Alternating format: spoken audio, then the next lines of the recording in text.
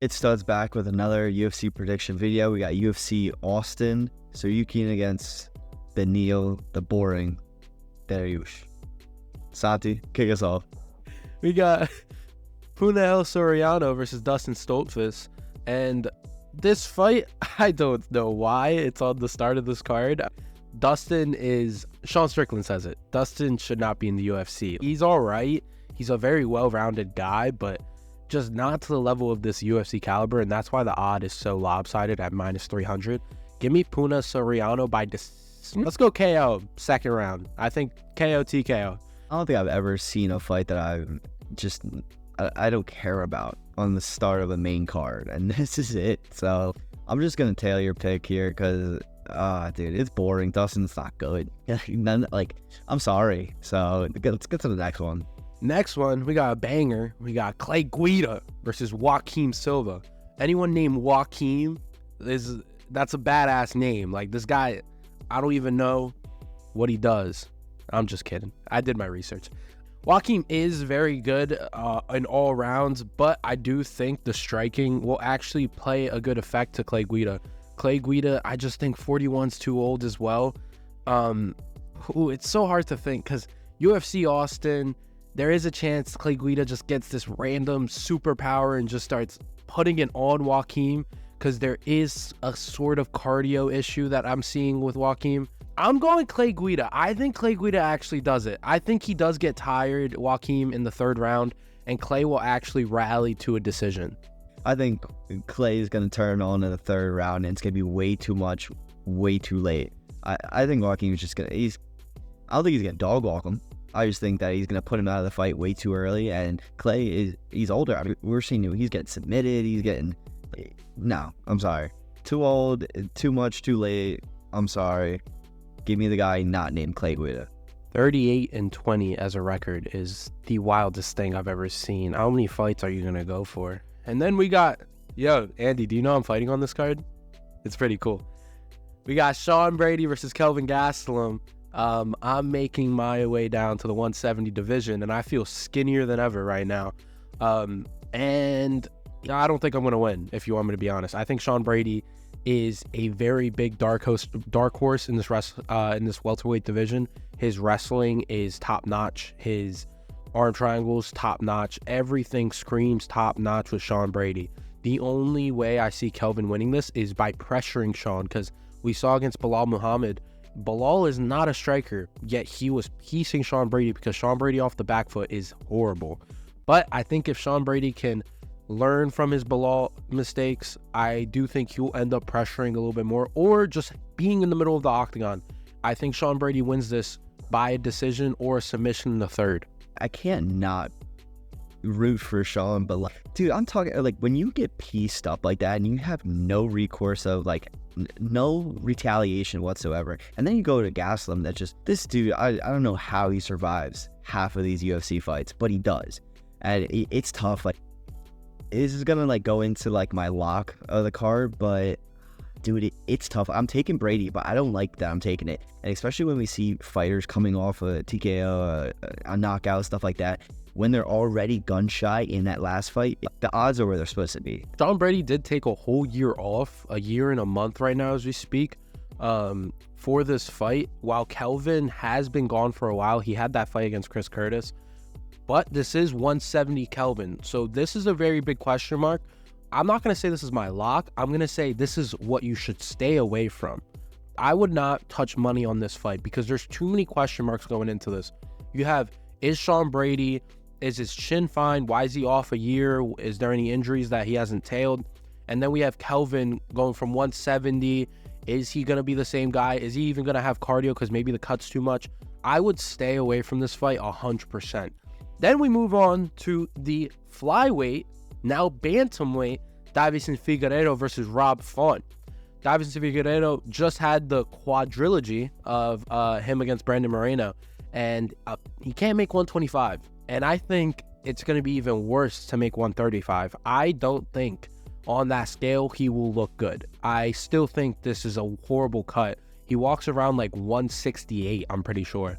That's too much weight. And the way he cuts weight is very old school. He will deteriorate himself on Wednesday and keep deteriorating himself until the day of weigh-ins. If anyone knows anything about weight cutting, you water load until Friday, and that's when you start cutting your weight.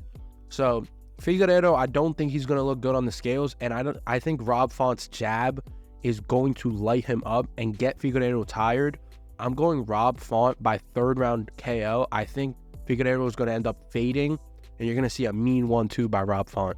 Rob Font's I think he's going to outbox him, obviously, right? He's going to jab him out. I just want to see a takedown from Figueiredo, and like, I think if he gets a takedown, he could win the fight, because like, right, he's crazy on the ground. Biggest thing is always the cut. The cut's been crazy for him. He shouldn't be fighting. If it's up to me, if I'm his trainer, he should not be fighting, or he fight at a weight that is easy to cut.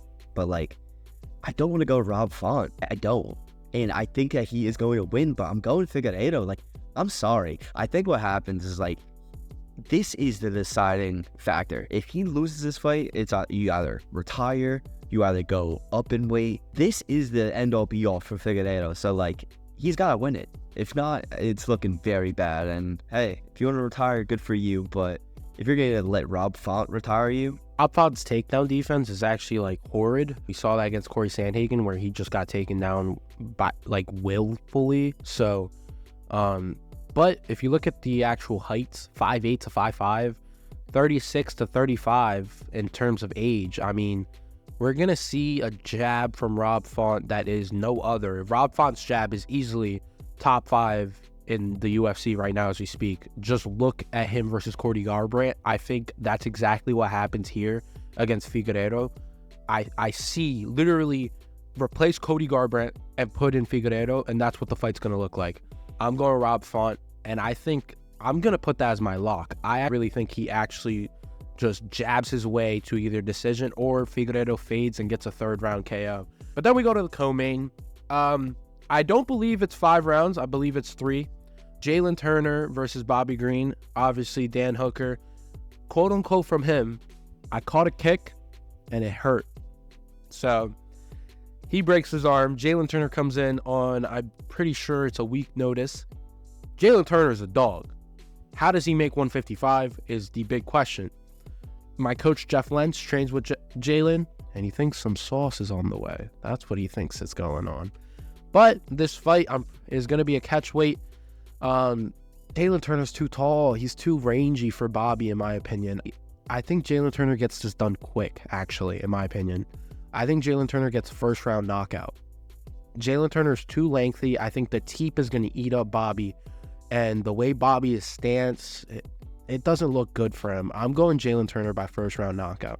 This is the one I'm going to tail. I mean, Jalen Turner is a dog, right? And this is the type of fight that we saw when it was a Bobby versus Tony. We thought Tony was going to teep. We thought Tony was going to do all this like crazy stuff. I think that's what Jalen's going to do, right? And Bobby Green's that boxer, right? He's going to get in. Like, I don't think he's this... Yeah, he submitted Tony Ferguson. Everyone's kind of hyping him up. Yeah, he just knocked out fucking Dawson. Like, yeah. Okay, great. He's having a great 3-match run, or whatever you want to call it. I just don't think he's up to that level. And, like, I think Jalen's better. I think that he's, like you said, he's going to sauce up some things. And I think that it might be quick. It genuinely might be quick because, you know, Bobby loves to get to that left hand. And if he can't get there within the range, no. Not landing, not at all. And Jalen, I mean, he doesn't fight like Fiziev, but he has the legs and the 1-2 like Fiziev, and now he's 6'3" instead of the 5'8" Fiziev. Jalen Turner is a one-of-one striker, and if you're going to try to box with Jalen, you're not going to win.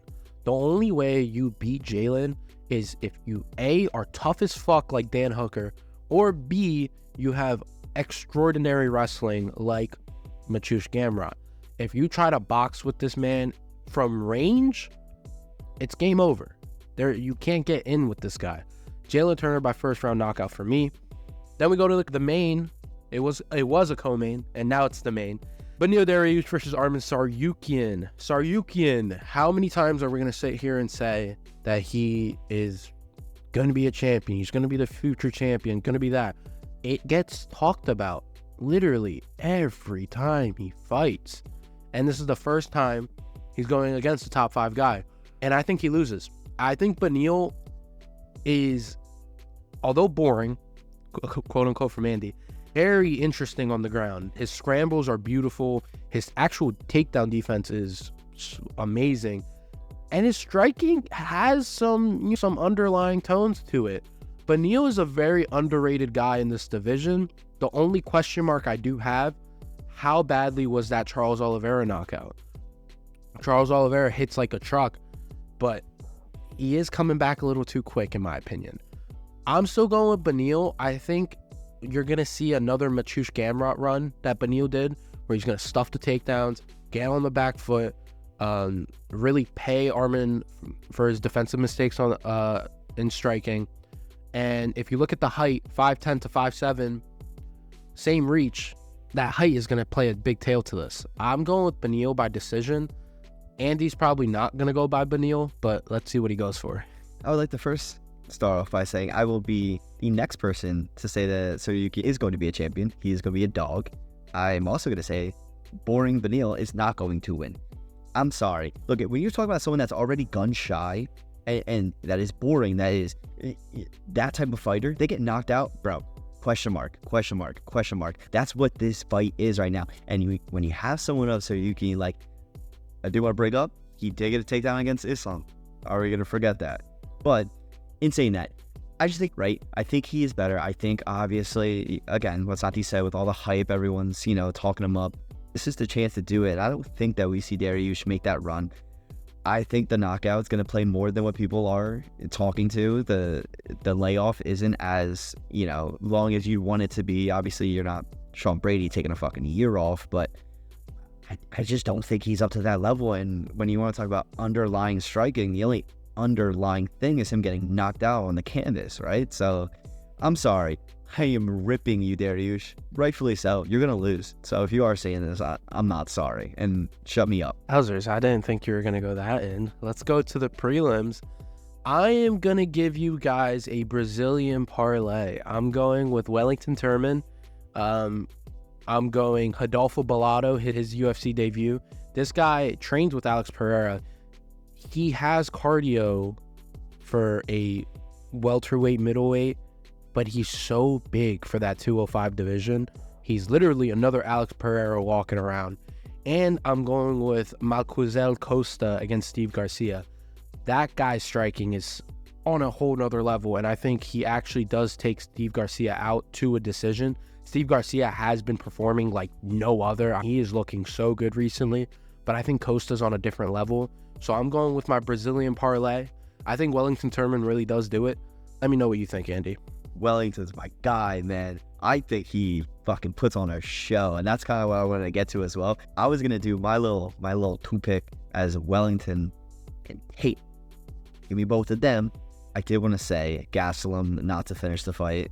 Doesn't matter who wins, just the fight not to go the full distance, but I'm gonna stay off. So I'll stay with Tate and Wellington as my two. That's it. For you saying Kelvin, Sean Brady to not go to a decision, I don't see where that would happen. Kelvin does not go out. I think he has a Mexican head. Look at every Latino's head. Just look at mine. My shit's fucking humongous, dude. We all have big ass heads. We have that Aztec head. But guys, let us know how you feel in the comments. Let us know your picks in the comments. Please like, subscribe. It's been Santi. It's Andy. It's Studs.